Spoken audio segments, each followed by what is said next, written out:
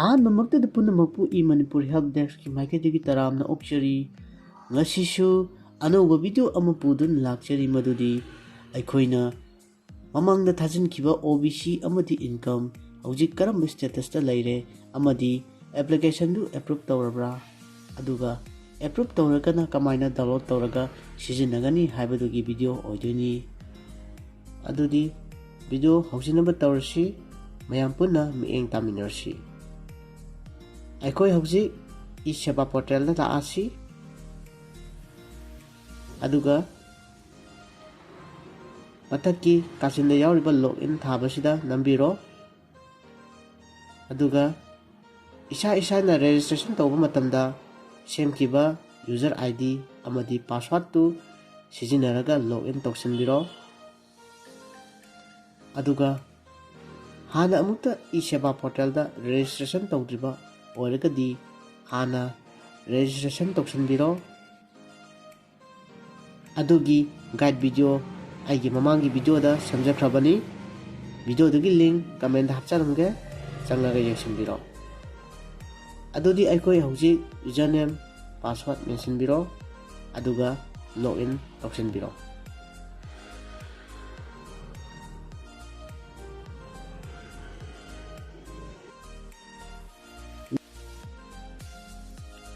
login tawraba matungda akoina sumaina dashboard to uba fanglani ko aduga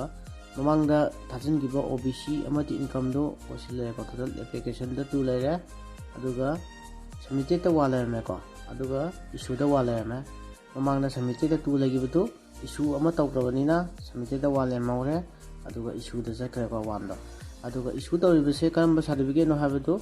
yengminarasi ko apply list lao ko sigina khani kalamgi apply list lao adu apply list amatang leire ko ana ani thombodu amatang chekre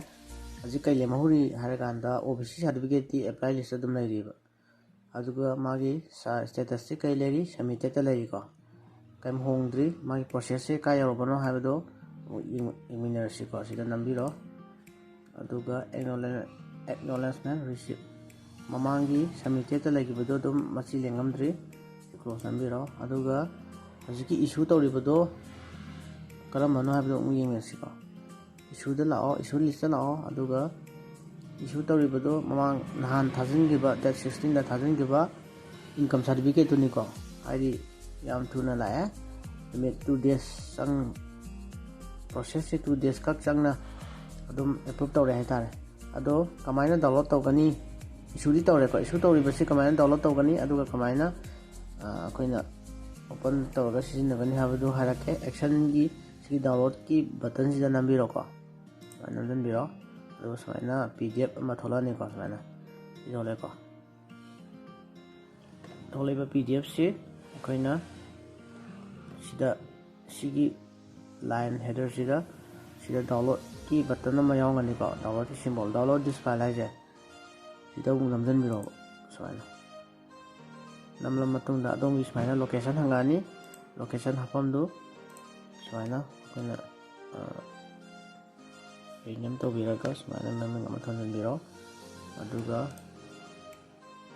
save ana nambiro han already register ko income thabaja aduna income 2026 save to biro yare ko save to kare save to ri posi koina hangdo ka sida moina yaw si signature no verify haidra si project koina kamaina verify to gani habdu gin ko ulag tu jemo haidi approve ti oire certificate generate tawre ko o matung odaga su signature di verify tawji ba sida question mark laise si kamaina koina tik kholan gani habdo adu ma harake sigi income jida download to gi photo na hang dokiro the software am di jangni ko adobe acrobat ana software am laibani adu hapsan biro adu adum yani ko soina open to sin biro download to gi photo open to biro aduga sida dum sama tonda dum tik kolani ba sigi software to sin naragadi tik to khot to ju soina right click namaga soina tik validate signature haije sida namiraga dum tik kolan yare aduga soina tik khola matungda akoina mo kamaina save thogani haragadi print to matamda si tik khola ka su direct sidagi print to matamda ajiki question mark dum thongane ba aduna adum question mark ꯊꯣꯟꯗꯕꯤꯗ ꯑꯗꯨꯝ direct validate ꯑꯗꯨꯝ ꯑꯣꯏꯍꯟꯒꯦ ꯍꯥꯏꯔꯒꯗꯤ ꯁꯨꯃꯥꯏꯅ ꯑꯗꯨꯝ ꯁꯦꯞ ꯇꯧꯁꯟꯕꯤꯌꯣꯕ control ꯄꯤ ꯅꯝꯃꯒ Microsoft Print to PDF ꯁꯦ ꯑꯗꯨꯝ ꯁꯦꯞ ꯇꯧꯕꯤꯌꯣꯕ print ꯅꯝꯕꯤꯔꯣ ꯑꯗꯨꯒ ꯗꯥꯎꯟꯂꯣꯗꯇ ꯁꯨꯃꯥꯏꯅ ꯍꯧꯖꯤꯛꯀꯤ ꯁꯨꯃꯥꯏꯅ ꯏꯟꯀꯝ ꯃꯃꯤꯡ ꯑꯃ ꯊꯣꯟꯕꯤꯔꯣꯕ 2026 validate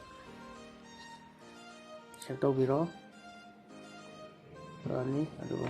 ꯑꯗꯨꯝ ꯌꯥꯔꯝꯃꯅꯤꯀꯣ ꯑꯃꯨꯛ ꯌꯦꯡꯉꯁꯤꯀꯣ ꯁꯤ ꯆꯪꯕꯤꯔꯣ ꯍꯧꯖꯤꯛꯀꯤ ꯚꯦꯂꯤꯗꯦꯠꯇꯣ ꯅꯝꯕꯤꯔꯣ ꯂꯩꯔꯦꯀꯣ ꯇꯤꯛꯈꯣꯜ ꯑꯃꯅꯤ ꯁꯤ ꯑꯣꯀꯦ ꯇꯥꯔꯦ ꯑꯗꯨꯅ ꯉꯁꯥꯏꯒꯤ ꯗꯦꯁꯕꯣꯔꯗꯇ ꯑꯃꯨꯛ ꯂꯥꯛꯑꯁꯤꯀꯣ ꯗꯦꯁꯕꯣꯔꯗꯇ ꯂꯥꯛꯑꯦꯀꯣ ꯉꯁꯥꯏꯒꯤ ꯏꯁꯨ ꯇꯧꯈꯤꯕ ꯄꯣꯠꯇꯨ ꯑꯩꯈꯣꯏꯅ ꯗꯥꯎꯟꯂꯣꯗ ꯇꯧꯔꯦ ꯗꯥꯎꯟꯂꯣꯗ ꯇꯧꯔꯕ ꯃꯇꯨꯡꯗ ꯚꯦꯂꯤꯗꯦꯠ ꯇꯧꯔꯦ ꯑꯗꯨꯒ ꯑꯇꯩ ꯄꯦꯟꯗꯤꯡ ꯂꯤꯁꯇ ꯀꯔꯤ ꯂꯩꯕꯅꯣ ꯌꯦꯡꯉꯁꯤ ꯄꯦꯟꯗꯤꯡ ꯂꯤꯁꯇ ꯑꯝꯇ ꯂꯩꯇ꯭ꯔꯤ ꯔꯤꯖꯦꯛꯇꯦꯠ ꯂꯤꯁꯇ ꯑꯝꯇ ꯂꯩꯇ꯭ꯔꯤꯀꯣ ꯍꯧꯖꯤꯛꯀꯤ ꯑꯦꯄ꯭ꯂꯤꯀꯦꯁꯟ ꯑꯅꯤꯗꯨ ꯑꯃꯅ ꯁꯕꯃꯤꯇꯦꯠꯇ ꯂꯩꯔꯦ ꯑꯃꯅ ꯏꯁꯨꯗ ꯂꯩꯔꯦ ꯁꯨꯃꯥꯏꯅ ꯇꯧꯗꯅ ꯑꯩꯈꯣꯏꯅ ꯊꯥꯖꯤꯟꯈꯤꯕ ꯑꯦꯄ꯭ꯂꯤꯀꯦꯁꯟꯗꯨ ꯀꯔꯝꯕ ꯁ꯭ꯇꯦꯇꯁꯇ ꯂꯩꯔꯦ ꯑꯃꯗꯤ ꯀꯃꯥꯏ ꯑꯦꯄ꯭ꯔꯨꯞ ꯑꯣꯏꯔꯒꯅ ꯑꯩꯈꯣꯏꯅ ꯀꯃꯥꯏꯅ ꯗꯥꯎꯟꯂꯣꯗ ꯇꯧꯔꯒ ꯁꯤꯖꯤꯟꯅꯒꯅꯤ ꯀꯃꯥꯏꯅ ꯚꯦꯂꯤꯗꯦꯠ ꯇꯧꯒꯅꯤ ꯍꯥꯏꯕꯗꯨꯒꯤ ꯑꯣꯏꯕ ꯚꯤꯗꯤꯑꯣꯅꯤ ꯉꯁꯤꯒꯤꯁꯤ ꯑꯗꯨꯅ ꯉꯁꯤꯒꯤꯗꯤ ꯚꯤꯗꯤꯑꯣ ꯁ꯭ꯋꯥꯏꯗ ꯇꯦꯟꯁꯤꯟꯖꯔꯒꯦ ꯃꯊꯪꯒꯤ ꯚꯤꯗꯤꯑꯣ ꯃꯊꯪ ꯑꯩ ꯑꯗꯨꯝ ꯁꯦꯝꯖꯔꯛꯀꯦ ꯃꯌꯥꯝꯅ ꯀꯃꯦꯟ ꯍꯥꯏꯕꯤꯔꯛꯄꯗꯨꯒꯤ ꯃꯇꯨꯡ ꯏꯟꯅ ꯑꯗꯨꯅ ꯚꯤꯗꯤꯑꯣ ꯑꯁꯤ ꯅꯨꯡꯉꯥꯏꯕꯤꯔꯒꯗꯤ ꯂꯥꯏꯛ ꯀꯃꯦꯟ ꯑꯃꯗꯤ ꯆꯦꯅꯦꯜ ꯑꯁꯤꯗ ꯅꯧꯅ ꯆꯪꯂꯛꯄ ꯑꯣꯏꯔꯒꯗꯤ ꯁꯕꯁꯀ꯭ꯔꯥꯏꯕ ꯇꯧꯁꯟꯕꯤꯔꯝꯃꯨ ꯃꯇꯨꯡ ꯊꯥꯒꯠꯂꯛꯄ ꯚꯤꯗꯤꯑꯣꯁꯤꯡꯗ ꯎꯕ ꯐꯪꯅꯕ ꯄꯨꯝꯅꯃꯛꯄꯨ ꯊꯥꯒꯠꯆꯔꯤ